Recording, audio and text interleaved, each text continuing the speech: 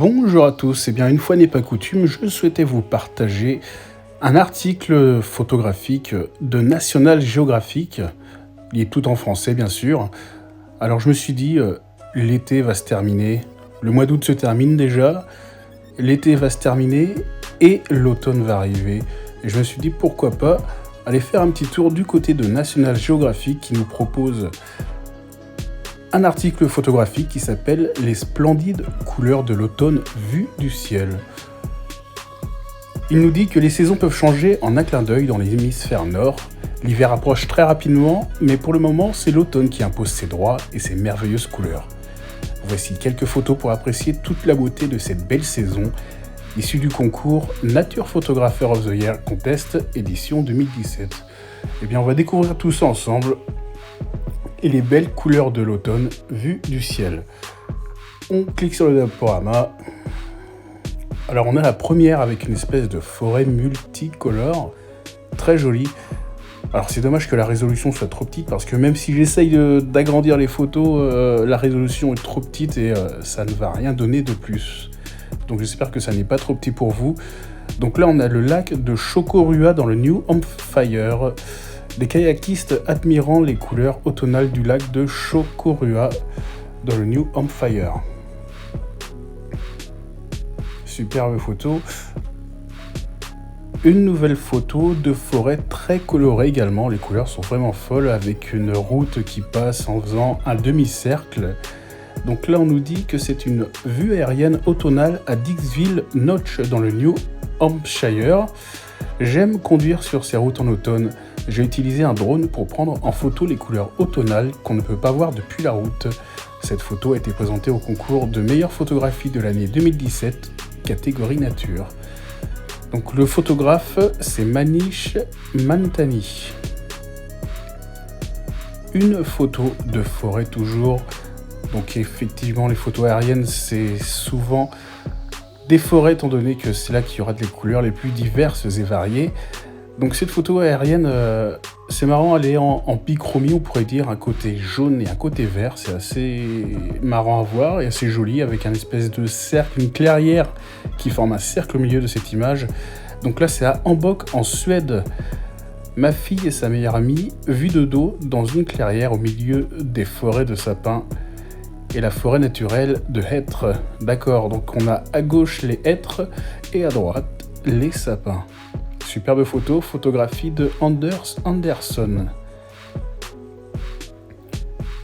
Une nouvelle photo, cette fois-ci un peu plus panoramique, toujours prise en hauteur. On peut y voir une grande rivière, ou plutôt un fleuve, traversé par un pont qui rejoint deux rivières qui se font face à face l'une et l'autre.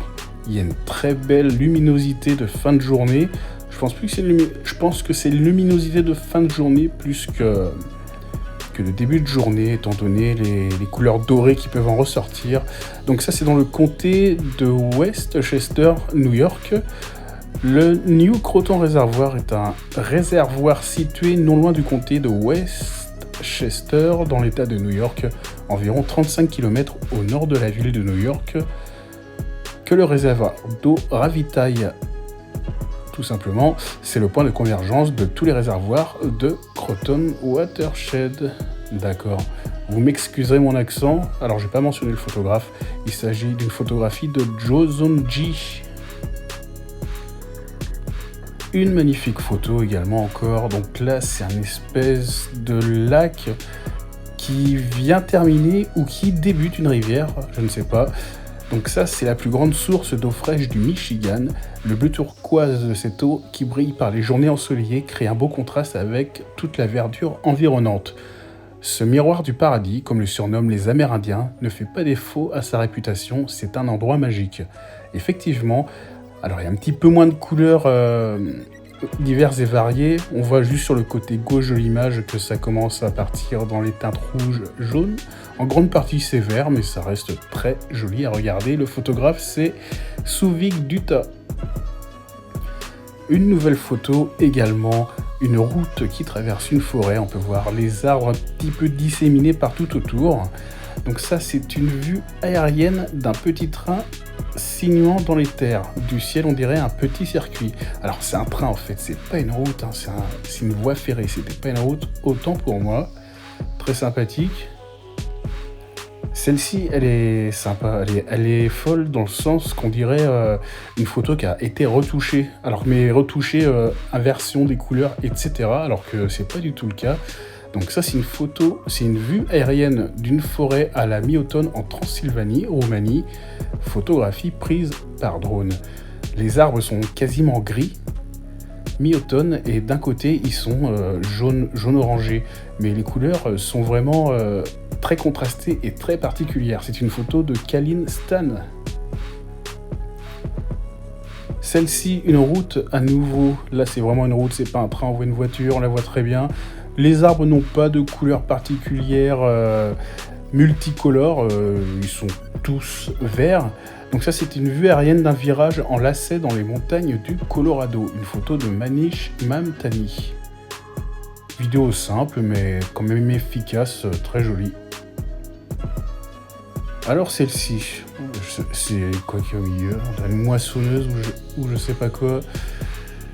C'est un grand terrain avec comme l'herbe. Ouais, elle est moissonnée, hein, elle est tondue ou je sais pas quoi. De toute façon, ça va être marqué dans la légende.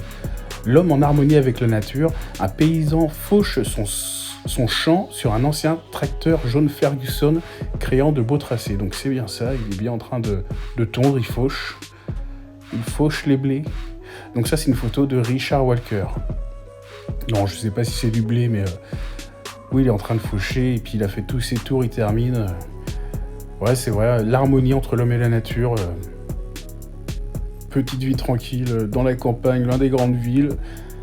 Très sympathique cette photo. Cette photo à nouveau. Cette nouvelle photo, je voulais dire. Alors l'eau, elle est vraiment particulière. C'est un peu comme dans les gorges du Verdon en France, des eaux bleu azur comme ça. C'est toujours assez particulier. C'est des sols, je pense, qui ont des minéraux, une roche qui contribuent à donner cette teinte-là. Donc cette photo, Holmes River en Colombie-Britannique, au moment où on survole les Holmes River, l'eau glaciale contraste merveilleusement avec la verdure de la forêt et le bleu clair de l'eau créé par la fonte des glaces. Donc la couleur de cette eau vient de la fonte des glaces. Effectivement, c'est les glaciers qui donnent à chaque fois cette couleur particulière. Photographie de Shane Kalin. Alors là, c'est en automne, mais tout est blanc. On va voir que des forêts dans tous les cas. C'est que des forêts avec des lacs et des routes. Tout est blanc. Tu te demandes si c'est l'automne. Des voitures empruntent la route étroite traversant cette dense forêt. L'épaisse couche de neige qui recouvre les arbres ressemble à un glaçage sur un gâteau. Je croyais que c'était que en automne. Bon, peut-être qu'il neige en automne dans l'endroit où cette photo a été prise. Donc c'est une photographie de Souvik d'Utah. Un petit lac, tout planqué, au milieu d'une forêt toute verte. Mon fils Lévi flotte sur un matelas gonflable dans un petit étang au milieu de la forêt suédoise, non loin de Gnosjö. Vous m'excuserez pour l'accent, je ne sais pas parler suédois, je ne sais pas comment on prononce les hauts trémas. Photographie de Anders Andersson. Ah là, c'est des couleurs un peu plus automnales avec un beau panorama qui va jusqu'à l'horizon avec des montagnes, comme j'adore. Ça, j'adore quand on voit au loin l'horizon comme ça. Enfin, ça invite au voyage. Et les couleurs sont vraiment chatoyantes, comme on dit. Des arbres vers le rouge, vers le vert, l'orange, etc. Ça doit être un kiff total de se balader dans ce genre d'endroit. Très très dense, très étendu également. Donc ça doit être un kiff de se balader, mais pas de se perdre forcément. Donc ça, c'est une vue aérienne des brillantes couleurs automnales près de Kettle Pond, dans le Vermont. J'ai utilisé un drone pour prendre cette photo. Magnifique photo. Là, c'est une rivière un peu plus agitée, on pourrait dire. C'est toujours des couleurs d'automne. Il n'y a pas de rouge, ça va au orange maximum. Très belle photo, on voit que c'est une rivière avec pas mal de remous. Donc là, c'est les chutes tac, mais non, est une merveille de la nature. Elles sont le résultat de marécages de cèdres qui rejoignent la rivière Tacaménon. En automne, la couleur de l'eau et les arbres environnants embellissent encore ce beau paysage. C'est une photographie de Souvik Duta. Je sais pas où est-ce que c'est, Tacaménon. Ils auraient pu préciser. On sait pas si on est toujours aux États-Unis, en Suède ou autre. Oh, trop bizarre, ça on dirait une photo en noir et blanc. Dans tous les cas, c'est une photo en noir et blanc. Vue aérienne des arbres de Metasequoia. Une photo de Takahiro Besso. D'accord. Bon, c'est pas en automne, ça va être en hiver. Après, je ne sais pas dans quelle région on est. Peut-être qu'en automne, il y a de la neige. Mais c'est une photo vraiment très minimaliste.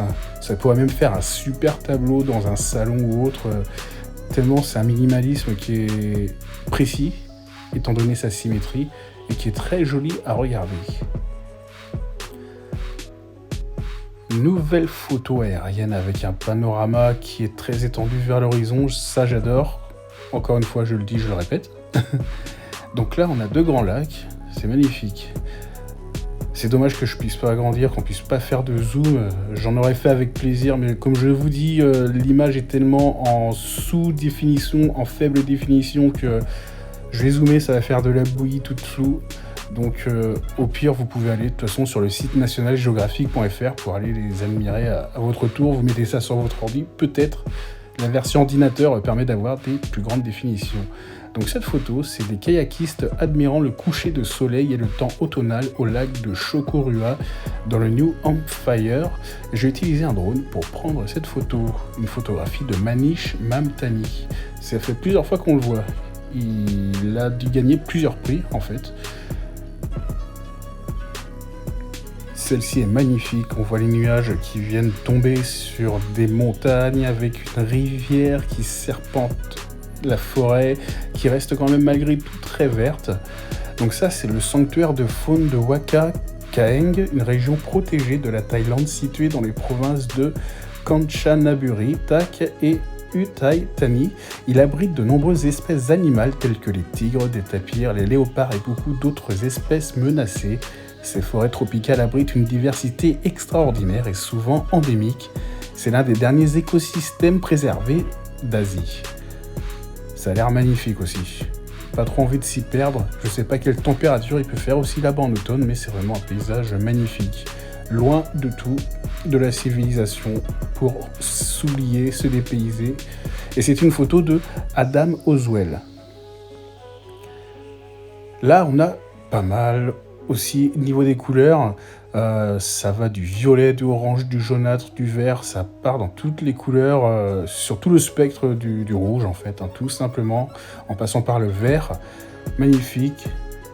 Après, je pense qu'il y a eu un petit traitement sur la photo, mais même ça n'empêche pas que en vrai, ça doit être superbe à voir. Toutes ces couleurs dans tous les sens. Même en se baladant, je pense, ça doit en prendre plein les yeux. Donc ça, c'est une vue aérienne de Dixville Notch dans le New Hampshire. J'aime conduire sur ces routes en automne. J'ai utilisé un drone pour prendre en photo les couleurs automnales qu'on ne peut pas voir depuis la route. Ah bah en fait, on ne peut pas les voir depuis la route. Bon, je pensais que même en se baladant au travers de cette forêt, que ce soit à pied ou en voiture, on voyait la diversité des couleurs. Donc ça, c'est une photo de Manish Mamtani. Encore lui, il a dû gagner pas mal de prix pour ce petit concours. Une photo aérienne avec des lacs, des nuages et de la brume, des montagnes magnifiques, le ciel bien dégagé. Elle est terrible celle-ci, bien un beau panorama qui va bien au loin. Superbe. Ce jour-là, j'ai eu la chance d'observer ce magnifique panorama au lever du soleil. Une mer de nuages enrobe encore la montagne. La forêt et l'étang leur font face. Magnifique cette photo-là. Takahiro Besso. Superbe, super du camping là-bas, des randonnées. Idéal. Une photo noir et blanc encore, donc il a dû neiger dans ce camp-là. L'hiver au monastère de Bujoreni, en Roumanie. Une photo de Alexoai Paul. Alors celle-ci, elle est très simple, très basique, effectivement. Pas beaucoup de couleurs. On repère et on distingue des bâtiments. C'est une photo qui a dû être prise avec un drone, très certainement. Elle est spéciale. Il n'y a pas forcément d'esthétique, mais elle reste quand même assez intéressante à regarder. Celle-ci, alors elle me fait bugger à moitié. D'accord, c'est un bateau qui avance dans la mer. L'image est divisée en deux. D'un côté la forêt, le rivage au milieu et ensuite la mer ou la rivière ou le fleuve et le bateau qui est dedans. Ça donne vraiment un effet assez curieux. Ça doit être pris par drone. Donc ça, c'est une vue aérienne d'un kayakiste admirant les couleurs automnales du lac de New Hampshire. Une photo de Manish Mamtani. Très jolie photo. On a un fleuve là, qui va tout serpenter. Suède, seul face à la nature. Une photo de Andrei Adrictu. Alors s'il dit ça, c'est que c'est une espèce de coin désertique sur une étendue qui doit ne jamais terminer. Et s'il dit seul face à la nature, c'est que bah là, t'as pas de réseau, t'as que ta baie et ton couteau, on va dire. J'ai pas envie de me faire censurer. Et voilà, tu te débrouilles, tu vas faire ton bushcraft, etc. Ça va être des endroits très intéressants pour ça. À réfléchir pour de prochaines vacances. Alors ça va être le matin, c'est des couleurs matinales, ça. Des marais, etc. Dans des forêts de... Est-ce que ce serait des pins ou des sapins? Je sais pas. En survolant ces paysages d'Alaska, impossible d'arrêter de prendre des photos. Mon regard s'est posé sur chaque détail. J'adore capturer ces tracés naturels que les rivières et les marais créent. La nature est juste épatante. Ah ça oui, la nature est vraiment épatante. On a beau avoir des technologies de tarés, pouvoir faire des images de fou, la nature nous impressionnera toujours. On n'est jamais déçu parce que la nature peut faire pour nous impressionner dans ses couleurs, dans ses formes, dans ses paysages. On ne pourra jamais la surpasser, je pense. Une photo de Toby Harriman. Une photo de lac, photo aérienne, avec plein de couleurs tout aussi chatoyantes. Je sais pas c'est quoi comme arbre, mais elle est très jolie. Le ciel avait l'air d'être dégagé, étant donné que dans le reflet, on ne voit pas de nuages ou quoi que ce soit. Dans la forêt, un étang est soudainement apparu. Vu du ciel, l'étang est entouré de belles couleurs automnales. Une photo de Takahiro Besso. Une photo d'hiver encore. C'est joli, effectivement, mais c'est pas une photo d'automne, c'est ça le problème, et ça fait noir et blanc. Donc comme en plus, je le texte, j'ai pas commencé à lire que je viens de voir des trucs que j'avais déjà dit avant, comme quoi on est bien dans cette idée-là. Donc le texte dit, cette photo a été prise à Richmond Hill, dans l'Ontario. L'hiver au Canada offre ces scènes minimalistes en noir et en blanc, qui rappellent les dessins à l'encre de Chine. C'est vrai, on est d'accord là-dessus. Une photo de Elnaz Mansouri. Comme je dis, ça fait des dessins très minimalistes, des photos très minimalistes, avec une précision des détails. C'est très intéressant à regarder. Ici, on a une route en forme de S. En forme de S, on dirait limite un logo. On dirait un logo. Là, ça se voit que c'est l'automne. Il y a les arbres qui ont des couleurs qui sont sur le spectre du rouge, du vert, etc. Donc c'est bien l'automne, et puis on voit la route qui forme un S, on dirait vraiment un logo. Vue du ciel, cette route en S forme un beau tableau de couleurs automnales. J'ai pris cette photo après avoir reçu une autorisation délivrée par les responsables routiers. Une photo de Takahiro Besso. Magnifique photo. Petite photo panoramique. Alors là, on est vraiment sur du orange d'automne pur et dur. Il n'y a pas grand chose de plus. J'adore. Ça fait vraiment saison automnale. Ça, j'adore. J'ai l'impression de ressentir les températures, de ressentir le fait que le soleil va se coucher plus tôt. J'aime bien l'automne, en fait. Il y a un petit côté d'arrière-saison assez appréciable. Une superbe forêt automnale entoure le monastère de Bujorini en octobre. Une photo de Alex Sohail Paul. Très belle photo. Ouais, ça me fait vraiment liège qu'on puisse pas les zoomer, faire des zooms de qualité. Une photo d'une route avec la forêt entourante. La forêt environnante. Ça fera plus français si je dis ça. Donc là, il y a marqué « J'aime voir les choses d'en haut ». Cette photo a été prise au sud de l'île Arstin, dans le sud du Puget Sound, en utilisant un appareil DJI 4 Phantom Quadrirotor. D'accord. Elle ressemble à beaucoup de celles qu'on a pu voir. Celle-ci aussi également. Là, il y a plein de couleurs, c'est super joli aussi. La photo a été prise près de chez moi, à Cluj-Napoca en Roumanie. Quand je conduisais sur cette route, je me demandais à quoi cette route peut-elle bien ressembler d'en haut. Je suis rentré chez moi et j'ai pris un drone pour le découvrir. Une photo de Vladimir Piteiu. Plein de couleurs dans tous les sens et la route qui traverse, super beau. Celle-ci, elle est atypique par rapport à toutes celles qu'on a vues. C'est marrant, il y a un mélange d'hiver et d'automne. L'hiver pour la neige et l'automne pour la couleur des arbres. C'est atypique. Et le petit lac au milieu qui n'est même pas gelé. Après environ 2 heures de randonnée dans la neige, j'ai atteint Olsul Prospect. J'ai trouvé un lac Schäfer entouré d'une grande explosion de jaune et de vert. Cette photo, elle est magnifique, effectivement. Ça fait un sacré poster. Une photo de James Bian. Et une route, à nouveau, qui traverse une forêt avec des virages en forme de S. Pas le même S que tout à l'heure, avec un panorama. Là, on a le combo, on a le multi-combo. Là, il y a plein de couleurs. Il y a plein de couleurs. On a le vert des arbres, du jaune sur la droite. On a le panorama, les nuages. Non, là, il y a tout. C'est un espèce de combo de tout ce qu'on a vu jusque-là. Donc ça, c'est une vue aérienne d'un passage montagneux dans le Colorado. Après avoir pris cette route, j'ai décidé de faire voler mon drone pour capturer ce magnifique panorama. C'est magnifique, effectivement. Celle-ci, elle est marrante. Elle est marrante, on dirait du tissu, on dirait... ça forme un espèce d'une forme qui aurait pu être fait avec du tissu. En fait, c'est les montagnes qui se rejoignent dans un certain point, comme si on avait mis son doigt sur une couette. Hop, t'enfonces ton doigt dans une couette, tu le retires et ça fait comme ça, comme du tissu aurait fait. Alors ça, c'est une vue somptueuse, une magnifique montagne colorée par l'automne.